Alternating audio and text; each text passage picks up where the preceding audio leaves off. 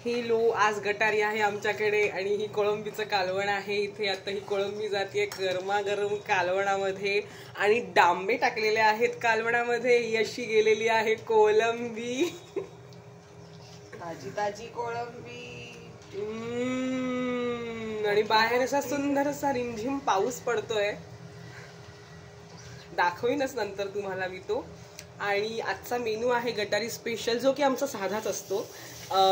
हे कोळंबीचं कालवण जे आम्हा दोघींना अप्रतिम आवडतं आणि आजीच्या स्टाईलचं आमच्या, जे की माझ्या छोट्या बहिणीला जमतं। आणि आता ह्याला आम्ही उकळवत ठेवणार आहोत जवळजवळ 15-20 मिनिटं। अर्क त्याचा आला पाहिजे। डांबे आणि कोळंबी मिश्रित अर्क हा या जो करीला लागतो, काही अप्रतिम चव असते त्याची। तुम्ही कधीतरी एकदा ट्राय करून बघा। ही कोकणामध्ये असे डांबे टाकून ही कालवणं केली जातात। आणि आमचा दुसरा मेनू आहे ही बघा करंदी, जी की मी अर्धी पस्त केलेली आहे पोळ्यांबरोबर। आणि ही आमची छोटीशी क्यूटशी करंदी आहे। आणि ऑफकोर्स या करी बरोबर भात असणार आहे, चपाती आणि आपलं सलाड वगैरे।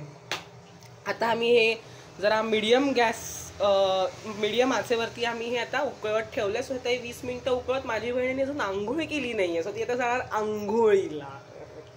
Okay then, bye.